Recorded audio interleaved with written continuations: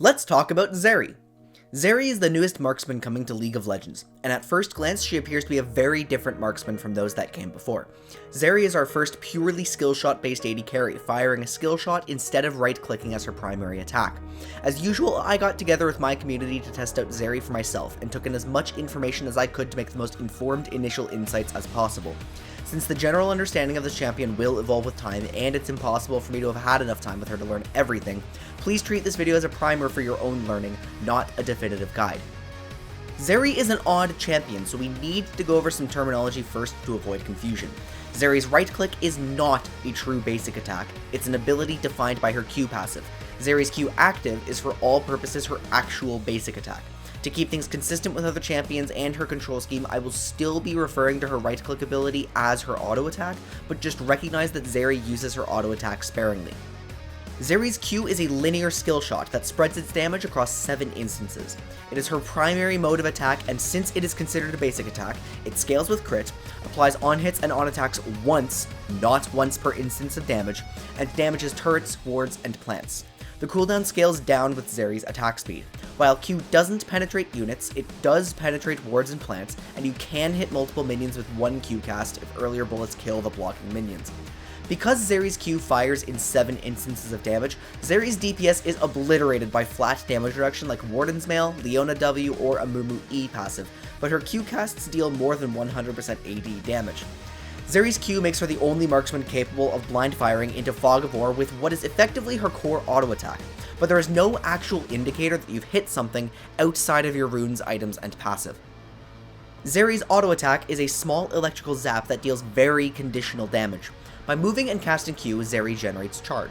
At full charge, her auto attack consumes all charge to deal moderate magic damage and slow her target. Without full charge, her auto attack consumes 10 charge to deal genuinely pathetic damage, unless the target is under 35% HP, in which case her uncharged autos deal 400% of their normal damage.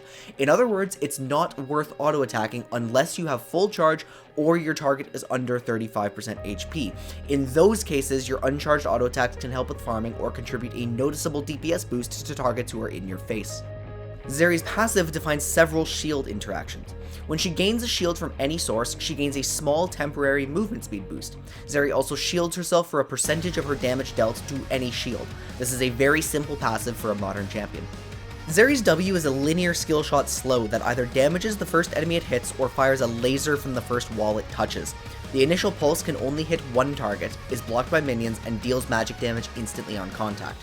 The wall laser is much larger and deals exactly the same damage in slow, but fires after a delay, no longer counts as a projectile, and grants vision of an area.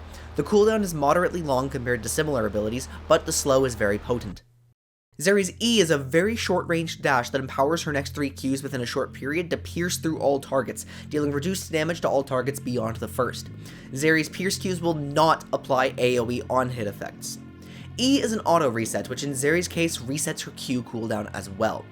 If Zeri dashes into terrain, she will grind along that wall, following the exact same placement rules as Bard's Portal.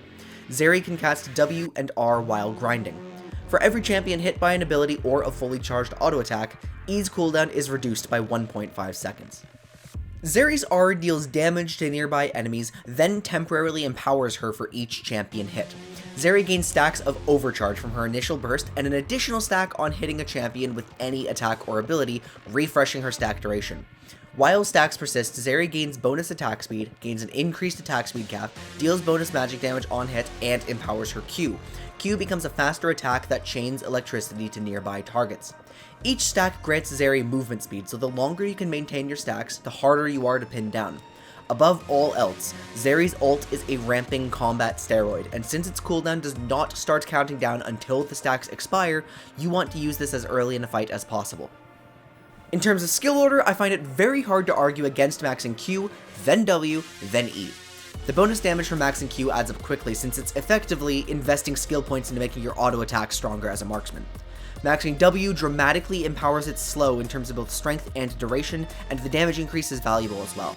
Maxing E sounds like it would be nice for more access to mobility and wave clear, but in my experience, the cooldown isn't sufficiently reduced, and the slight increase to pierce damage is not stronger than a W with skill points. You don't max W first since its cooldown is too long and does not decrease, leaving the expected best skill order as Q, W, E. At level 2, there appear to be reasonable conditions to take either W or E, so you should be flexible in your choice depending on your lane matchup. I'd like to direct your attention to Zeri's cooldowns for a moment so we can understand her combat pattern and just recognize how this would look if Zeri didn't have the uniqueness of her Q. She would be a completely standard auto-attack centric hyper carry. Now, these are easy to understand generally because they don't tend to have complex combos. Pop your ult at the beginning of any major fight using it liberally and weave your Ws or empowered autos between Q casts when needed. There are two major mechanical elements that will distinguish a good Zeri from a great one. The first one is auto Q weaving, which, remember, is only practical on targets under 35% HP when you're not putting yourself out of position to use her short auto range. It is good against dive in those conditions, and you will see a DPS boost. The second, under the exact same conditions, is this E-reset combo. E resets both Q and auto attack at the same time, leading to the closest thing Zeri has to an execute combo. But since she's in essence a conventional hyper carry, you're going to be predominantly casting Q rather than looking for combos. Zeri is a semi-mobile crit hyper carry who excels at pick follow-up and extended team fighting. Her pursuit utility, ramping mobility, and execute damage empower her the longer a fight goes, enabling her to outgrind the enemy 5v5 if protected. Think of her as a hybrid between Jinx and Kai'Sa, but without the best survivability tools of either. So while Zeri is very hard to run away from with how many times she can slow you, she's actually pretty immobile and vulnerable in the early phases of a fight. Zeri can only wall ride forward if either her allies cover her or her opponents are weak enough such that she won't immediately die. And forcing Zeri to wall ride out of a fight is exactly how you beat her because she always wants to ult as soon as a fight breaks out, and this pressures her to waste her ramping steroid. Zeri's lane phase comes with some interesting quirks. Between multi-kill Q and permanent access to an executing spell in her auto, Zeri has a lot of potential shove power and should find it very easy to manipulate the wave however she wants. Ideally, Zeri wants to hold the wave in a position that enables her to chase down her opponents. Her poke is very easy to avoid, so she'd rather play for longer trades that enable her to make the most of her utility. If her support can contribute moderate damage and lockdown in the lane phase, Zeri's kill potential skyrockets. Read her auto attack as plus 60 damage between every Q on low health champions at level 1, and you'll understand why she's terrifying if her support deals damage. Many of Zeri's lane phase advantages will come from freezing on her opponent post 6, especially since she can't really tower dive. She gets 3 Qs that aren't blocked by the turret, so your turret should do an excellent job at protecting you from Zeri. You may have caught on that I've been talking exclusively about a bot lane phase, and that's because I don't believe Zeri has any real viability in solo lanes. The criteria that generally make a marksman solo lane viable are unconditional mobility, moderate wave clear, and mid-range skirmish ability. We want our solo lane marksmen surviving ganks, actually exerting pressure, and not finding themselves completely vulnerable if a shorter range opponent tries to interact with them. Looking at this chart, every marksman that's had any staying power in a high-level solo lane ticks these boxes, while the experiments that ended up fizzling out can have their main problems traced back to one of these.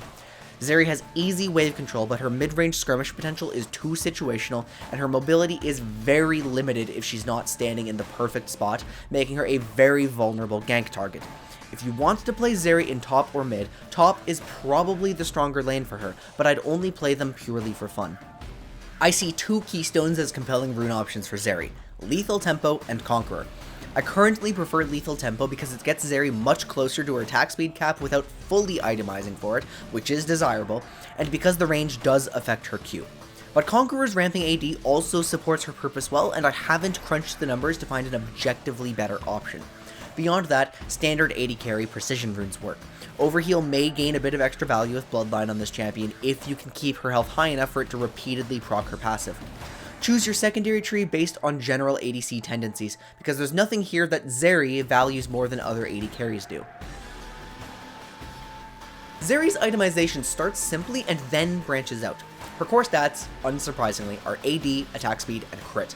Noonquiver mythics outperform Sheen mythics despite Zeri's constant spellblade applications for 2 reasons. First, her Q can crit, distinguishing her from Ezreal, and second, because it's very important that you build to reach her attack speed cap as soon as possible. I believe Kraken Slayer is her best option since she doesn't really need what Gale Force offers, but she'll likely build whichever Noonquiver mythic is strongest if any get out of hand again. If you have a setup that reaches her attack speed cap without Berserker's Greaves by second item, then Swiftness Boots synergize excellently with her ultimate, but with what we currently know, Zerkers are best. Second item is when Zeri's options open a ton and where we'll need to experiment the most. Essence Reaver is going to be your generalist item, but I've found compelling reasons to build Bloodthirster and LDR. While my testing has shown that Black Cleaver heavily trails in damage in all cases, Zeri's Q does instantly stack it, so a build that optimizes this property may come up in the future. Beyond second item, purchase as many high AD, low attack speed options as possible, ideally but not mandatorily also with crit on them, Infinity Edge, Guardian Angel, etc. Don't worry too much about an item coming with some extra armor pen or lethality. Even though most of Zeri's spells deal magic damage, an overwhelming proportion of her damage is her purely physical Q, so it's still a valuable stat. So that's Zeri, the Spark of Zaun. Beyond her unique attack cadence, fundamentally adjusting the feel of the champion, and the weird properties of her spells creating even more nuances, she's surprisingly typical and very easy to understand from her opponent's perspective, so as far as I'm concerned, she's an excellent addition to the game. I strongly suspect her scaling isn't quite as good as the standard hyper carries, making her slightly more snowball reliant, but I can't prove that's true with just my limited games played, so we'll have to experiment. Please remember, these are just my first insights on the champion, and that understanding will change with time, so make sure to do your own learning and report back with anything you discover about Zeri to help everyone else. I hope this video helped you to get yourself charged up for when Zeri releases onto the Rift.